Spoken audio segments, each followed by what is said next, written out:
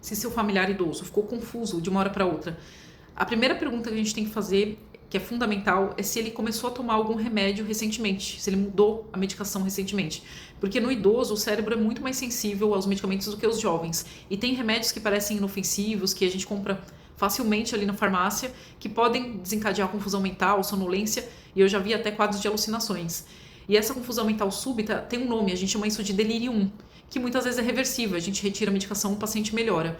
E quais são os remédios, assim, número 1 que mais causam confusão mental no idoso? São aqueles com efeitos anticolinérgicos.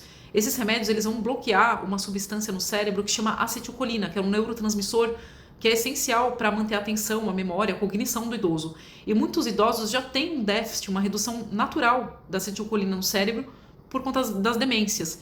E aí o remédio vai reduzir ainda mais a acetilcolina e vai desencadear a confusão. E os exemplos mais comuns, né, que têm esse efeito são os antidepressivos tricíclicos, por exemplo, a amitriptilina, a nortriptilina, a ciclobenzaprina, que é um relaxante muscular, os antialérgicos e antigripais, principalmente aqueles que dão sono, que têm efeitos antihistamínicos, alguns remédios que a gente usa para tontura, para enjoo e para incontinência urinária, por exemplo, a oxibutinina. Existe uma lista que é atualizada periodicamente, que a gente chama de critério de Beers, que é feita por geriatras, que são as medicações potencialmente inapropriadas para idosos. E isso é publicado periodicamente e a gente deve seguir para evitar efeitos colaterais. E além desses exemplos que eu dei, também tem os calmantes, diazepam, clonazepam, por exemplo, o Rivotril, que a gente tem que evitar, porque vai aumentar o risco de confusão mental, de queda.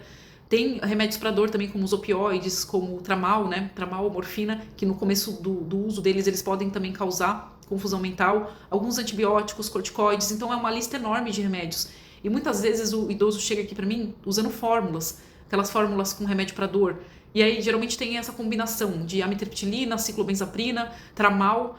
E é muito importante a gente ficar atento, trocar essas medicações quando possível. Às vezes o paciente usa uma dose muito baixa, mas às vezes usa uma dose alta e a gente tem que ir tirando aos pouquinhos também. Nunca retire de uma vez, principalmente quando são benzodiazepínicos, né, como clonazepam, Rivotril, porque pode também piorar a confusão mental no